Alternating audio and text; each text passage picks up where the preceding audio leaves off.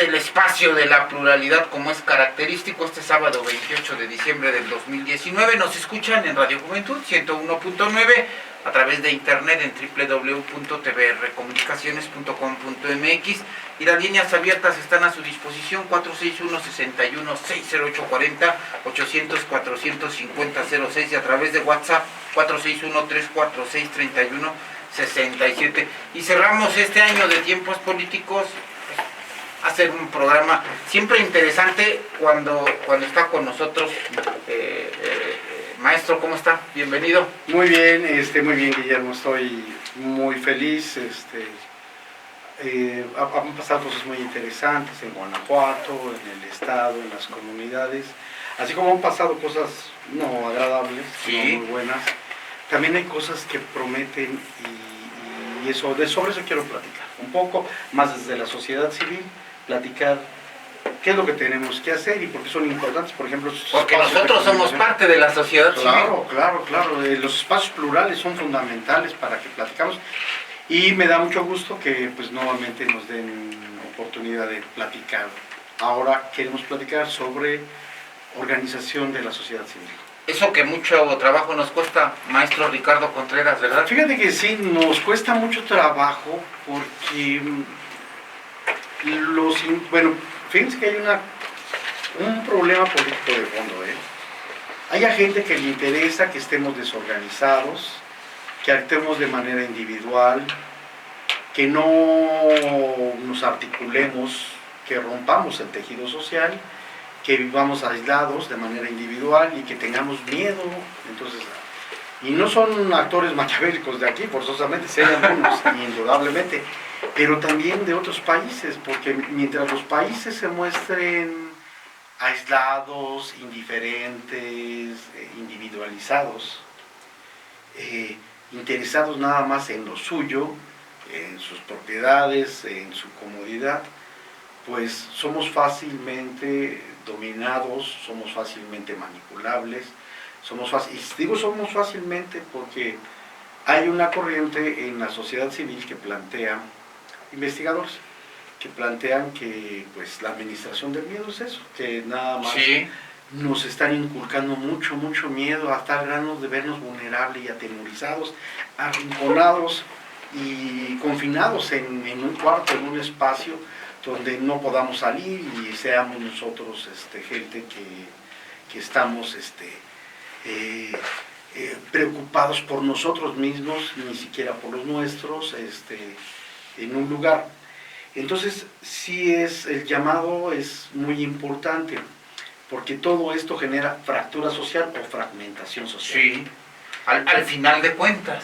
Sí, y la fragmentación social es lo que vemos en la televisión, o sea, que los partidos, por ejemplo, sí, se agarran entre ellos a sillazos y no hay acuerdos, mandan a gentes a reventar las asambleas, a sabotear, y el saboteo, hay gente profesional, déjenme decirles que hay gente profesional que se dedica a eso, y que truena los espacios sociales y que truena, bueno, esos son los que cobran por hacer ese tipo de grupos de choque, pero también hay otro tipo de grupos de choque que no saben, que es la gente desinformada, que es la gente que piensa que gritando, que piensa involuntariamente, a lo mejor no lo hace, no sabe, que tirando gritos y patadas y manazos se van a resolver las cosas.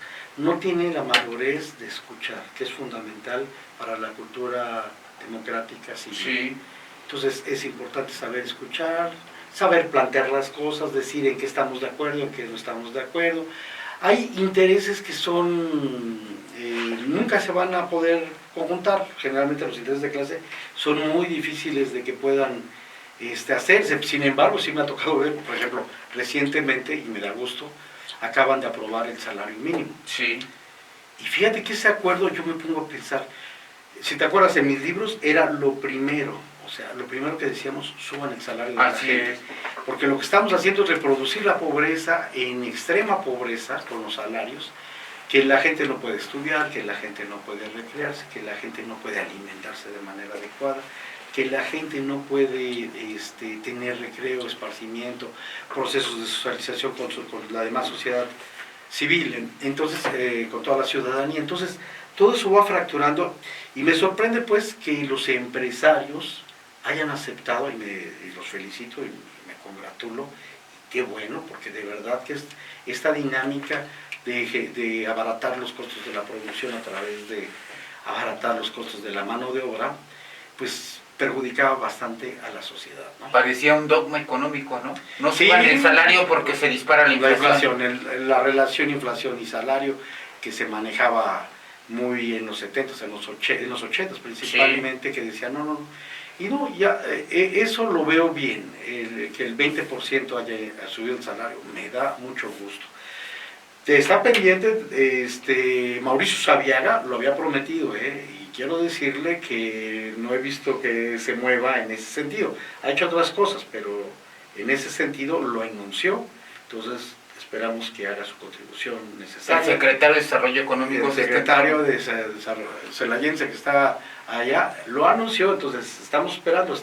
No se olvide que también, por ejemplo, en estos medios, la ciudadanía reclama y dice, a ver, ahora queremos ver esa parte que había prometido en campaña Mauricio Sabiaga. Es un reclamo global. En la última reunión de Davos se les hizo el llamado a los empresarios de generar mejores condiciones de salario y laborales de sus trabajadores. Claro, y además los movimientos de Chile. El movimiento de Chile tiene que ver con la seguridad social. Sí. Tiene que ver con el sistema de salud, tiene que ver con los bajos salarios, tiene que ver, pero también es Chile, es Ecuador, es Uruguay, es Argentina, entonces efectivamente, como lo señalas tú, no es un problema local, no es un problema nada más de Mauricio Sabiaga es un problema amplio, pero me da gusto que vayamos dando pasos o pequeños pasos para adelante donde vayamos garantizando formas. Yo pienso que lo que sigue debe de ser garantizar la producción y el consumo, el buen consumo, ¿no?, de productores que beneficien. Entonces, lo de la CONASUPO no estaba mal. Yo sé que había corrupción en algunas partes y eso demeritó mucho, pero la idea de la CONASUPO es muy buena, de que juntar a los productores de maíz, frijol, o sea, de los productos básicos de la región, juntar, o sea, las pequeñas producciones, almacenarlas y distribuirlas, y la CONASUPO era la distribución, era una cooperativa bueno, no era una cooperativa, sino una cooperativa, era un instituto estatal que permitía la distribución de los productos, y claro, a ellos se les pagaba precios de garantía, ojalá haya otra cosa mejor que los precios de garantía, y era muy importante. Entonces por regiones, si tú producías esto, se hacía esto, principalmente era lo básico, frijol, arroz, maíz, fundamentalmente. Pero yo pienso que se puede hacer ahora con más productos y con más cosas. Bueno, eso es por parte del gobierno y implica que haya consumidores.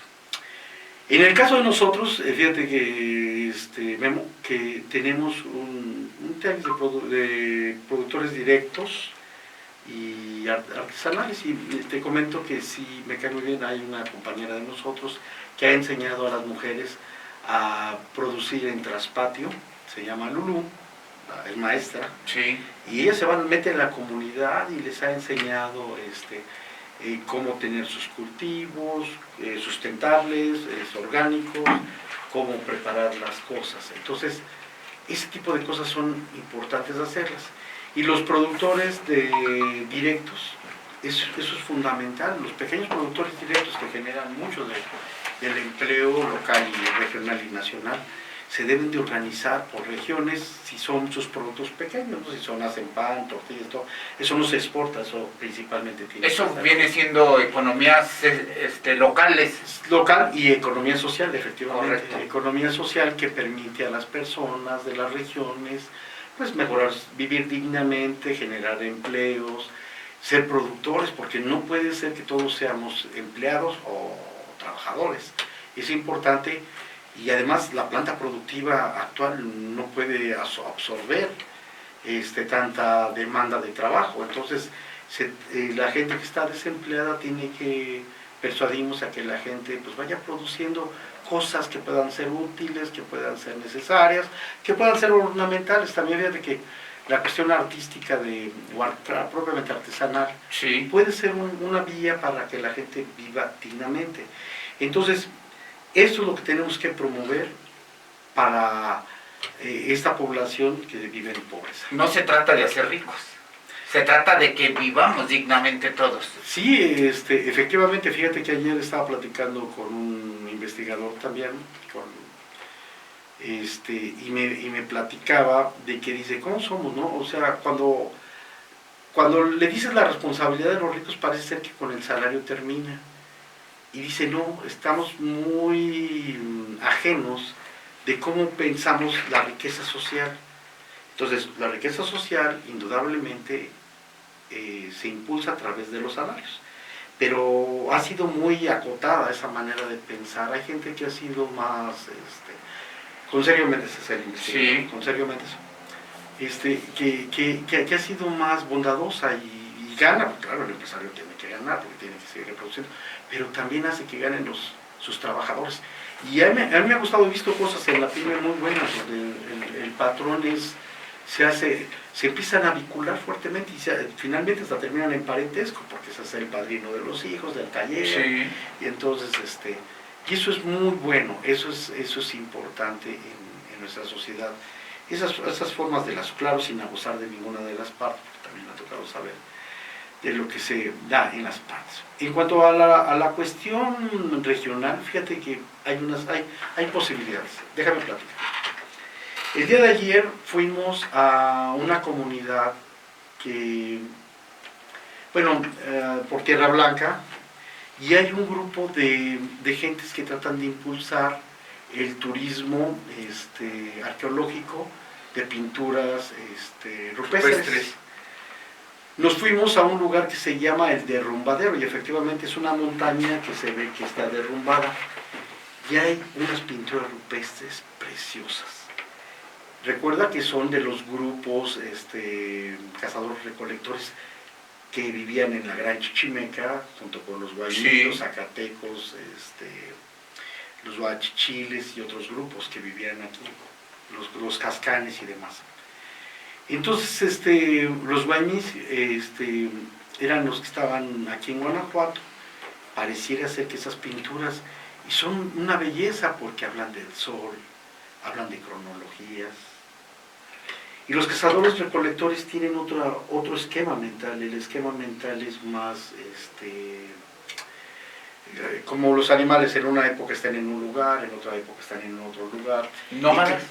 Sí, son nómadas. Buscando las mejores condiciones climáticas y de alimentación, Y para alimentación sobrevivir. fundamentalmente, entonces sí andaban notando, y claro, tenían sus lugares sagrados. Y los lugares sagrados son estas pinturas rupestres. Y concebían, hay cosas muy bonitas, en Arroyo Seco hay, por ejemplo, no lo hicieron en una sola época, Sí. datan de 1700 años de Cristo hasta la fecha, entonces tienen más tiempo. Sin embargo, la cronología van poniendo lo que consideran significativo en cada momento histórico. Entonces hay una pintura hermosa donde están unos cazadores cazando, hay un venado, que es la fuente fundamental. Sí.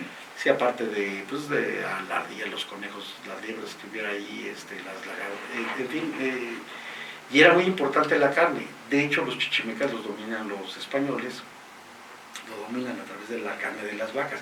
Ahí fue cuando se calmaron, porque recuerden que los chichimecas duraron 50 años en lucha.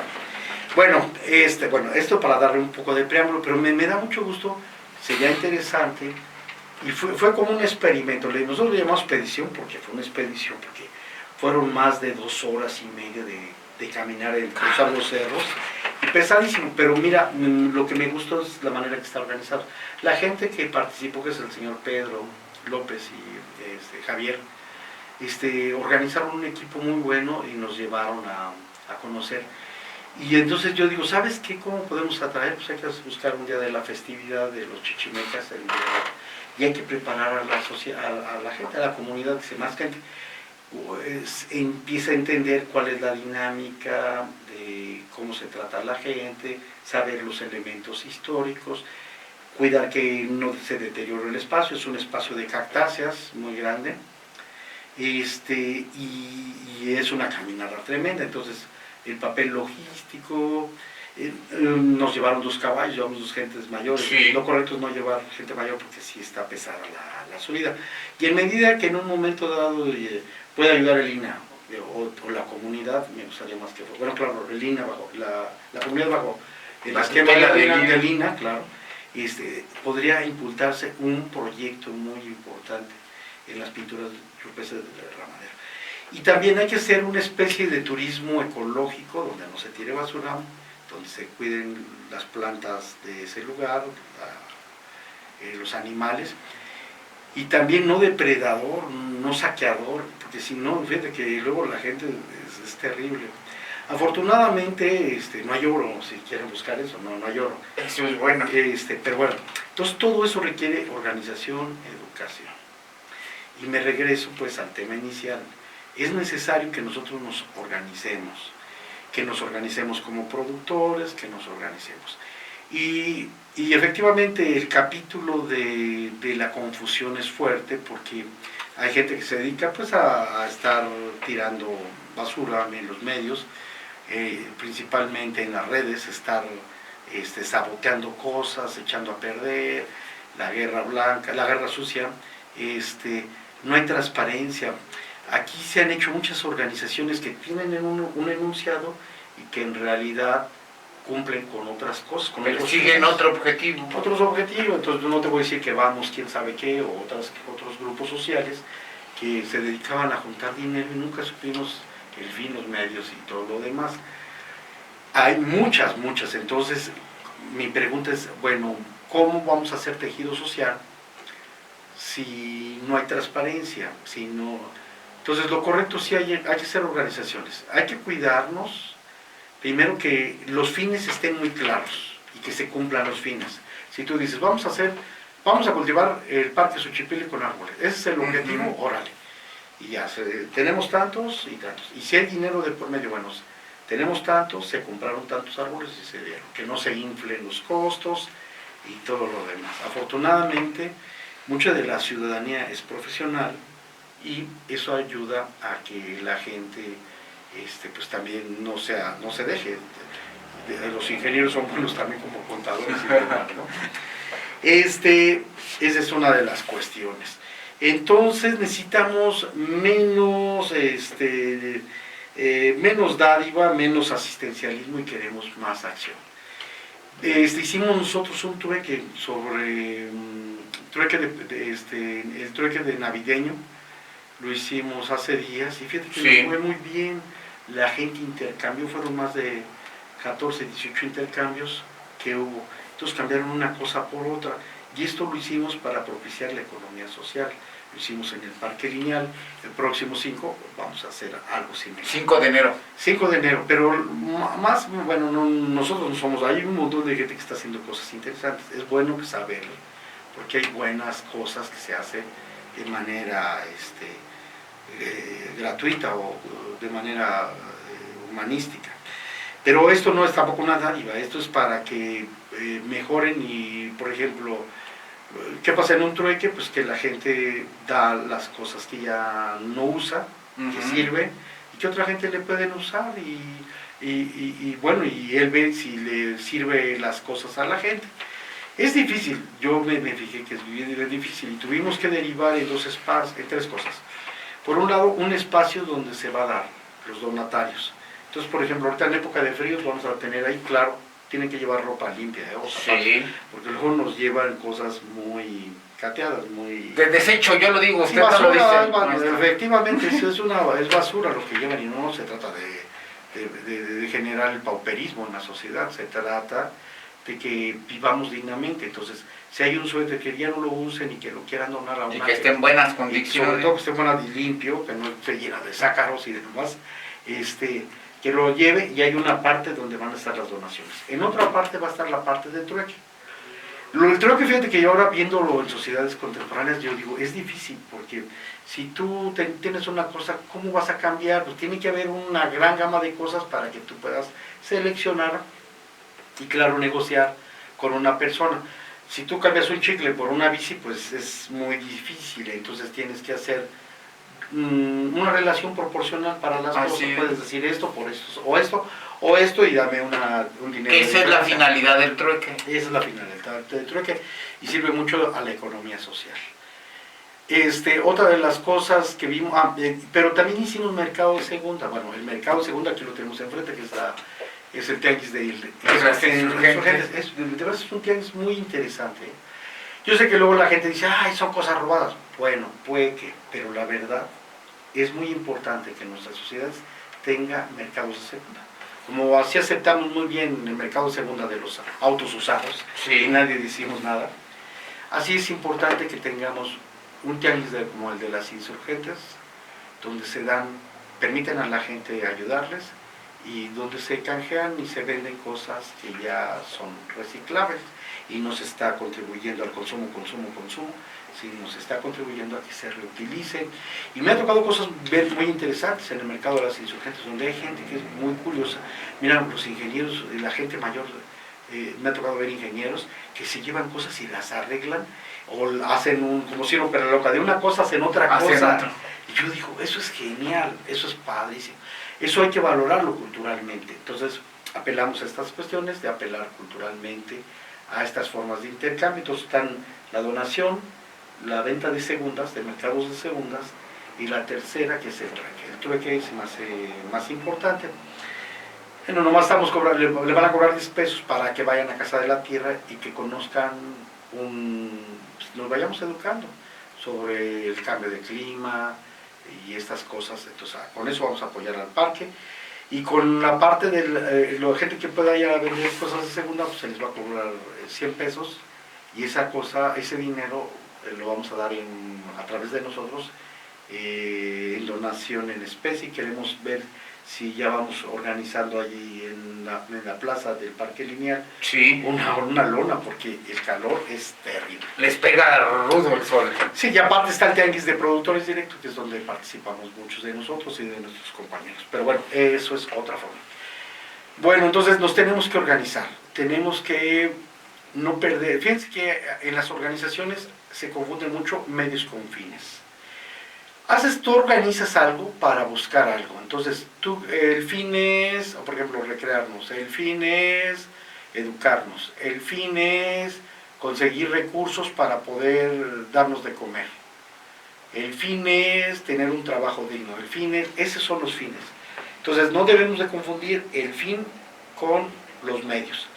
Lo digo porque a veces piensan que, por ejemplo, los partidos políticos es el fin, y no se olvida la gente de que el partido político debe ser el medio para encontrar los objetivos sociales.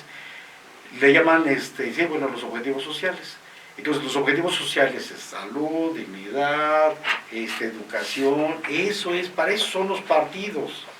Pero llega un momento en el capitalismo y en muchas organizaciones y en muchas cosas que siempre se confunden los medios con los fines, y eternizamos instituciones, eternizamos organismos, eternizamos partidos políticos, y eso perjudica bastante. Entonces, la confusión medios-fines es fetichizar las cosas.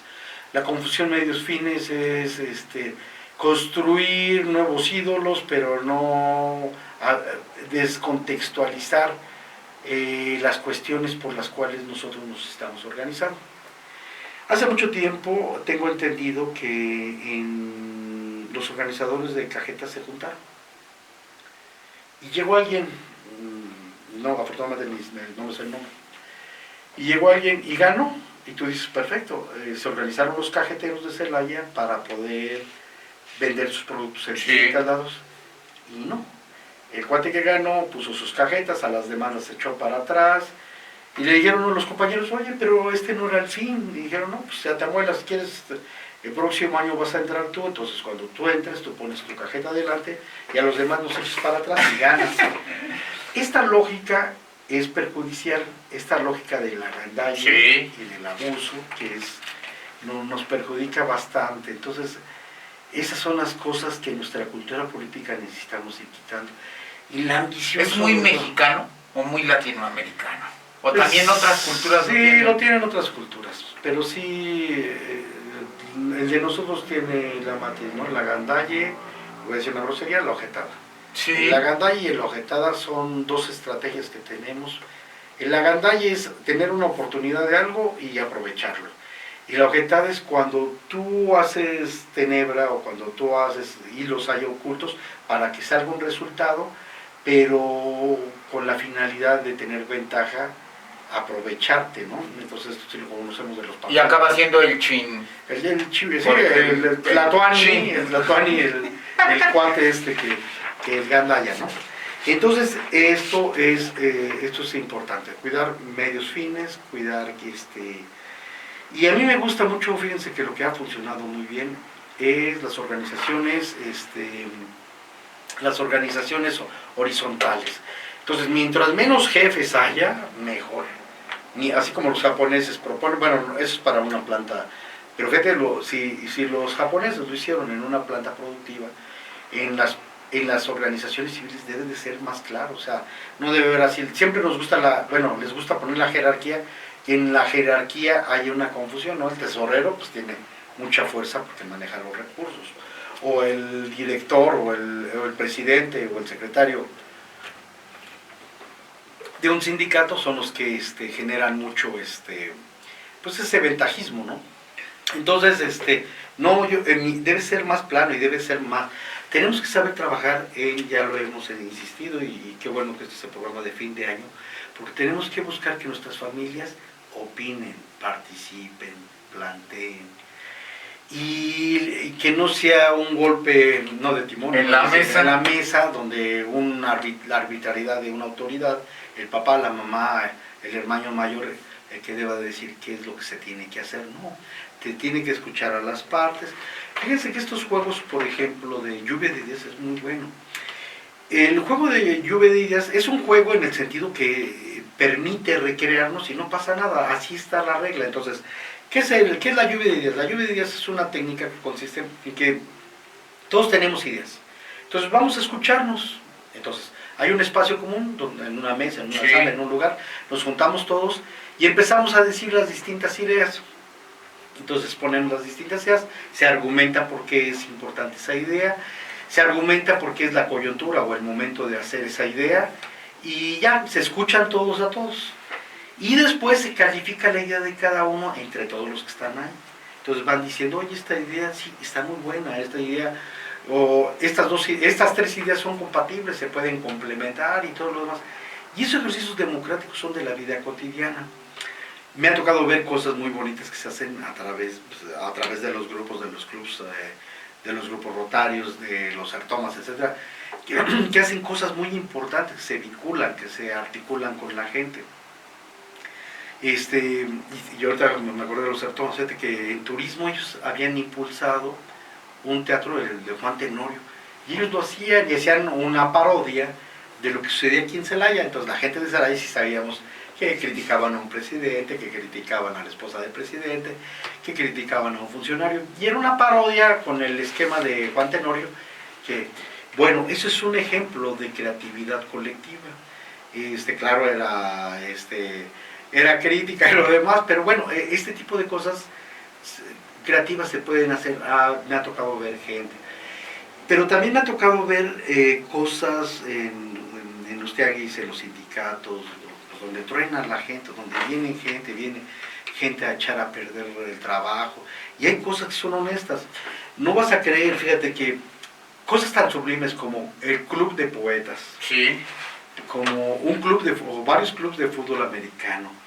O sea, tú dices, qué padre que los niños se junten o los papás se junten para que sus hijos, y generen las condiciones para hacer un club de fútbol americano. Pues termina en grilla, termina en agandalla, termina en estas marrullerías, que hasta las cosas más sublimes las echan a perder, y porque la gente dice, ay, aquí está negocio, aquí hay una oportunidad de un negocio, cuando sí puede ser un negocio, pero puede ser un negocio colectivo. Claro. Cuando el agandalle, pues esto, y lo que te señalaba por experiencia, por ejemplo, con el caso de los cajeteros, que a mí cuando yo lo escucho decía, hijo, man, ¿cómo ves, no? Complicado, ¿no? Porque además nuestra cultura es ancestral. Siempre buscamos la ventaja. Sí, yo pienso que no, que todas las cuestiones culturales, claro, vivimos mucho, acuérdate, Después, la conquista fue hace 500 años. Duramos 300 años, se supone, con el dominio español. Y el dominio español es autoritario, es vertical. La iglesia es una institución y ellos mandan, los virreinatos mandan, sí, etcétera, etcétera.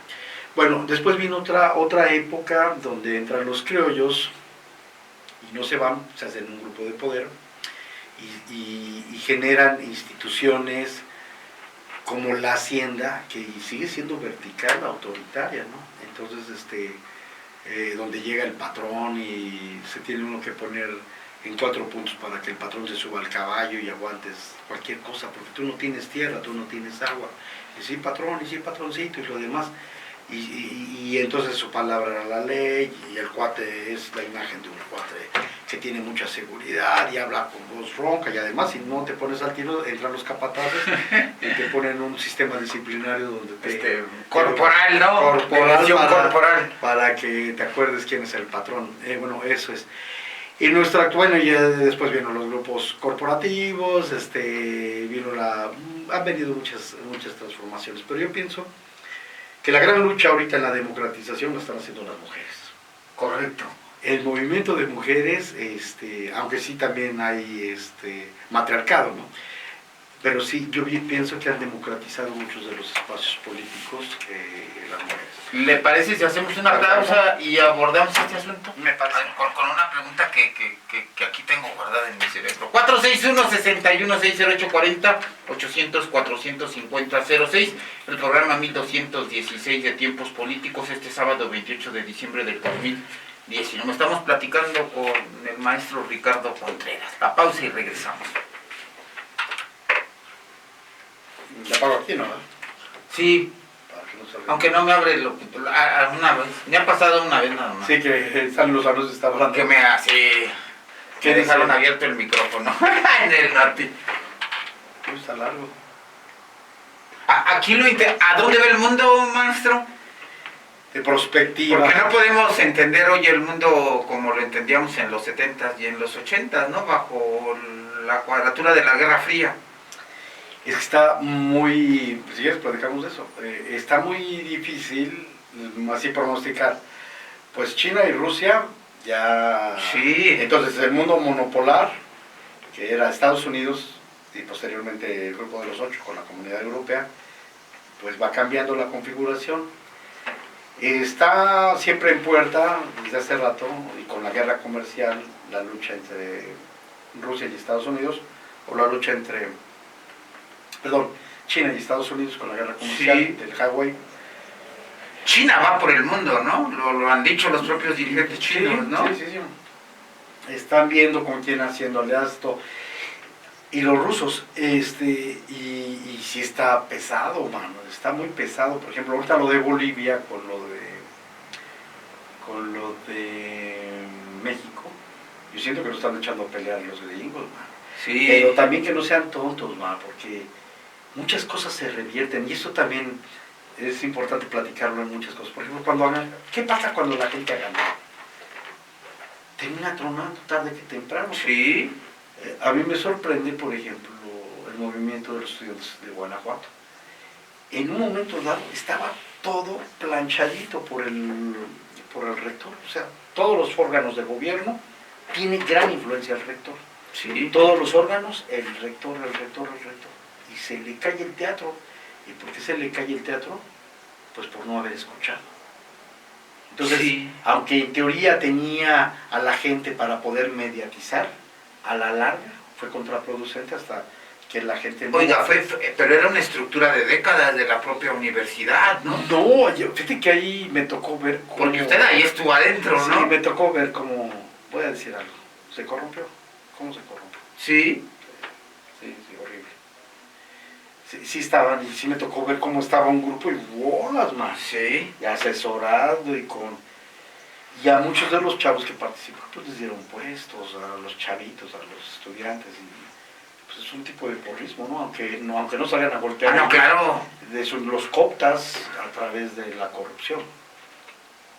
Bueno, no me alegra eso, pero sí, la universidad volvió a ser oscurantista. Por ejemplo, nosotros habíamos ganado, yo digo nosotros porque éramos una fracción en la universidad, que se publicaran en los medios las sesiones de la universidad. Y a mí me interesaba por qué se publicaran los medios en la sección de la universidad. Porque ahí se veía quién era palero y quién no. ¿Sí me explico? Cuando sí, ves, como no es transparencia al final de cuentas. Sí, es una transparencia, sí, una metareferencia, donde tú estás viendo cómo interactúan, cómo se pasan los papelitos. Había gente que les dictaba a este grupo, les dictaba, les pasaba los postes, qué es lo que tenían que decir. Pedían la palabra y les pasaban. Entonces, era una acción ahora sí articulada. Y eso es muy propio de nuestra cultura, maestro. Yo lo he visto en diferentes circunstancias. Sí, no, está bien, puede haber... Hoy los llaman asesores pomposamente, ¿no? Sí, pero a tal grado que te dicen a ti, tú cállate y solamente vas a decir esto, no más. Porque si abrías la boca y decías una tontería, de ahí se agarraba la gente. Entonces, bueno, yo a mí la parte, pues, esta que te estoy diciendo, que no acaba la historia del agandallo de la ojetada cuando se apropia la gente de los recursos. No termina ahí, termina con una tragedia. Por ejemplo, si te dicen, oye, estas bobinas no son buenas para tú mételas aquí, y al rato que se quema, ahí está la consecuencia. Y eso es bueno también platicarlo, porque no es la mano divina, o quién sabe, pero es la consecuencia de estas formas de agandalla y de ojetada que se hacen en el tejido social y que corresponden a otros intereses que la organización no tenía con esos fines. La organización universidad, la organización empresa, la organización... no, tú mete a fulano de tal o mete a fulano de tal y deja que chille la rata y ándale, que chille la rata y al rato chilla el pueblo. Y al rato se descompone y al rato no saben qué hacer y al rato ya ahí están las consecuencias de este tipo de situación, ¿no? Pero y para mí